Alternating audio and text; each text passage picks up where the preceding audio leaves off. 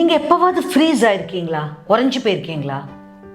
Horror ஃபிலிமோ ரத்தத்தையோ பார்த்து இல்லை, உங்களை ஒருத்தங்க கேள்வி கேட்குறாங்க, அப்படியே ஃப்ரீஸ் ஆகி நின்றுட்டீங்க.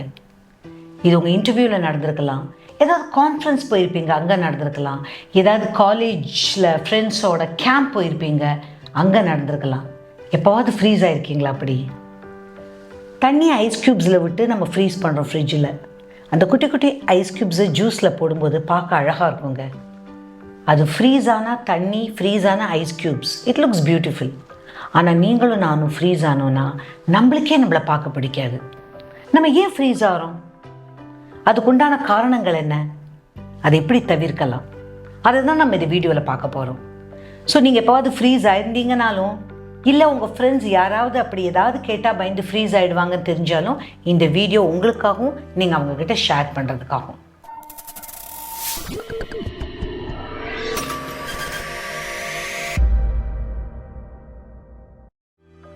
முதல் காரணம் என்னன்னு பார்த்தீங்கன்னா, நம்மளை யாராவது கேள்வி கேட்குறாங்க சில பேர் முன்னால்.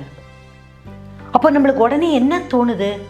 எல்லாருமே நம்மளை பார்க்குற மாதிரி, பார்க்கலாம் பார்க்காம இருக்கலாம், ஆனால் நம்மளுக்கு அப்படி ஒரு ஃபீலிங் வருது, இல்லை நிஜமாவே பார்க்கலாம். உடனே மூளை அலர்ட் ஆகி நம்ம பாடிக்கு சிக்னல் கொடுக்குது, டேஞ்சர்.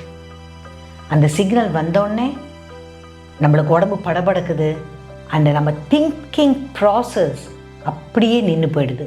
நம்மளால் ஃபர்தராக திங்க் பண்ணவே முடியல. அதனால தான் நம்ம உறைஞ்சி போகிறோம். இது ஒன் ஆஃப் த ரீசன்ஸ். ரெண்டாவது ரீசன் நீங்கள் என்னன்னு கேட்டிங்கன்னா, நம்மளுக்கு ஒரு வேளை பேசக்கூடிய பேச்சு வன்மை இல்லையோ அப்படிங்கிற ஒரு காரணத்தினால என்ன சொல்கிறதுன்னு தெரியாமல் திகைச்சு ஆயிடுவோம். அது தமிழாகவும் இருக்கலாம், ஆங்கிலமாகவும் இருக்கலாம்.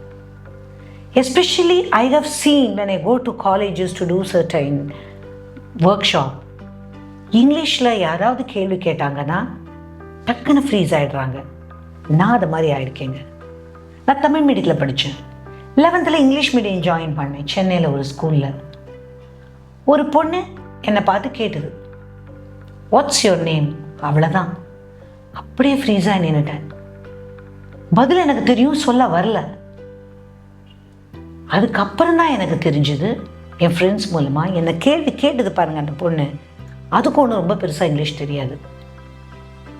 அதனால் நம்மளுக்கு நம்ம ஃப்ளூயன்சி மேலே நம்பிக்கை இல்லாமல் இருக்கலாம். இன்னும் ஒரு காரணம் என்னன்னு பார்த்தீங்கன்னா, சில சமயம் நம்ம மல்டி டாஸ்க் பண்ணிகிட்ருப்போம். மூளையில் பல விதமான சிந்தனைகள் ஓடிட்டுருக்கும். அப்போ நம்ம பண்ணிகிட்டு இருக்கும்போது திடீர்னு யாராவது வந்து ஒரு கேள்வி கேட்டாங்கன்னா ஃப்ரீஸ் ஆயிடும். என்ன சொல்லணும், எப்படி சொல்லணும், ஒன்றுமே புரியாது. ஏன்னா மைண்டில் பலவிதமான எண்ணங்கள் ஓடிட்டுருக்கு. இதுக்கு நம்மளுக்கு எப்படி பதில் சொல்லன்னு தெரியாது, அப்படியே உறைஞ்சி போயிடுவோம்.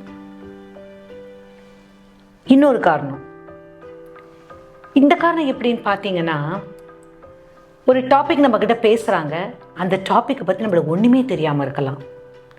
இது ஸ்டூடெண்ட்ஸ்க்கு நிறைய நடக்கும். இல்லை புதுசாக ஆஃபீஸ் சேர்ந்தவங்களுக்கு அந்த டிபார்ட்மெண்ட்டில் நடக்கும். அவங்க ஒரு வேலையில் செஞ்சிட்ருப்பாங்க, வந்த ஒரு manager might ask some other question which is not related to his work. அப்போ ஃப்ரீஸ் தானே ஆகும். அதுவும் ஒரு வகையான காரணமாக இருக்கலாம். நம்மளால் சொல்லவும் முடியாது, இது எனக்கு தெரியாது, இது என்னோடய ஏரியா இல்லை அப்படின்னு சொல்ல முடியாது. ஸ்டூடெண்ட்ஸ் ஆதிங்கன்னா கண்டிப்பாக சொல்ல முடியாது, எனக்கு இந்த டாபிக் தெரியாது. அது ஒரு வகையான காரணம். நம்மளுக்கு தெரியாததை கேட்டுட்டாங்களே என்ற பயத்தில் உறைஞ்சி போயிடுவோம். இப்போது நீங்கள் நினைக்கலாம், உறைஞ்சி தானே இங்கே போனோம், உடஞ்சி போயிடலையே அப்படின்னு நீங்கள் நினைக்கலாம்.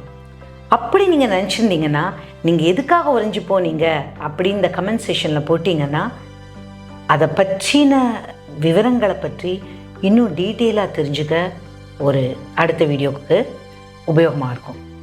சரி, எனக்கு ஃப்ரீஸ் பண்ணுறது கம்ஃபர்டபுளே இல்லை. I don't want to freeze. I want to be active.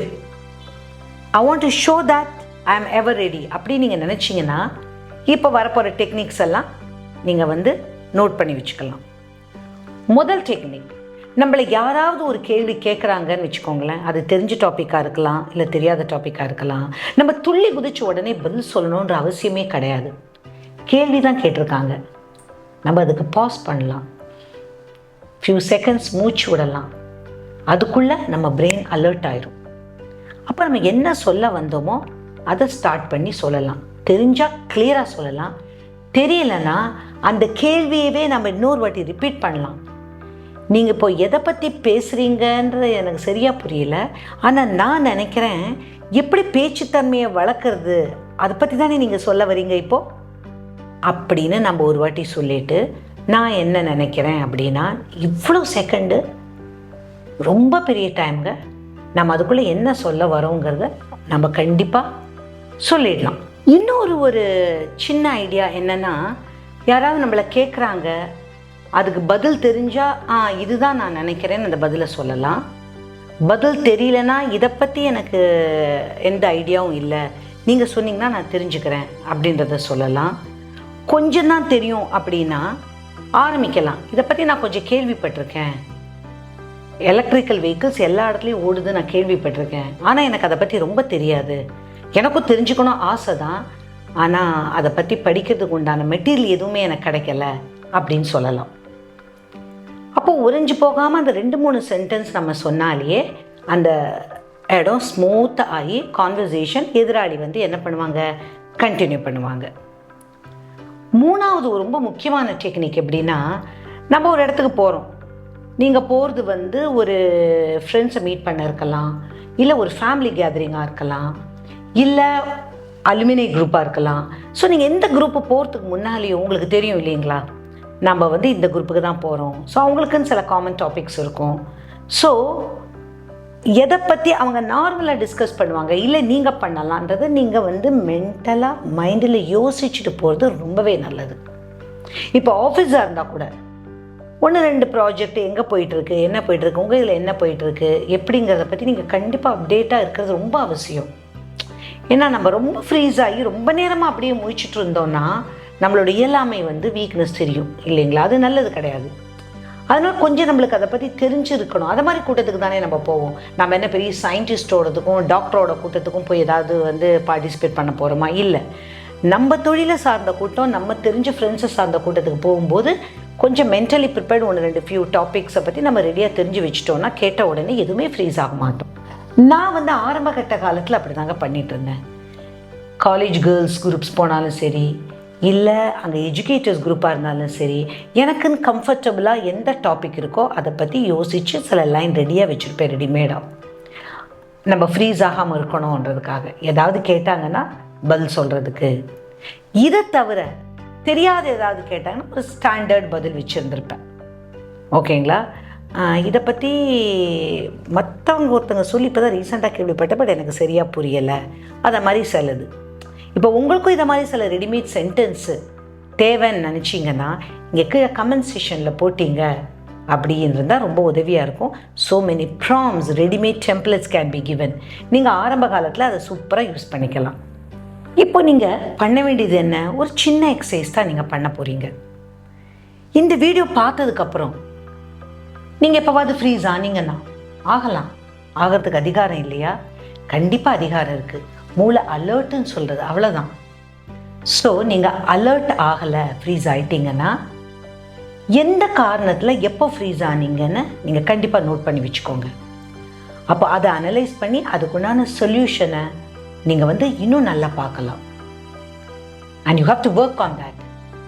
இல்லை நீங்கள் இங்கே ஷேர் பண்ணலாம், நான் என்றைக்கும் ஃப்ரீஸ் ஆகலை, இன்றைக்கி இதனால் ஆயிட்டேன் அப்படின்னு. அதுலேருந்து நம்ம திருப்பி பழைய நிலைமைக்கு வரதுக்கு கண்டிப்பாக முயற்சி பண்ணலாம். ஆகவே கூடாதுன்றது கிடையாது, நம்ம ஆனால் கூட எப்படி அதுலேருந்து மீண்டு வரோங்கிறது தான் முக்கியம். ஸோ இனிமேலேருந்து இந்த எக்ஸசைஸ்லாம் கண்டினியூவாக நீங்கள் பண்ணினீங்கன்னா கண்டிப்பாக நீங்கள் ஃப்ரீஸ் ஆகாமல், தண்ணி எப்படி நதியில் அப்படியே மடை திறந்த வெள்ளம் போல் ஓடுதோ அதே மாதிரி உங்களோட பேச்சும் யார் எப்போ கேட்டாலும் அதே மாதிரி மடை திறந்த வெள்ளம் மாதிரி கண்டிப்பாக போகும். Because that he can, everyone can speak without freezing. You too can.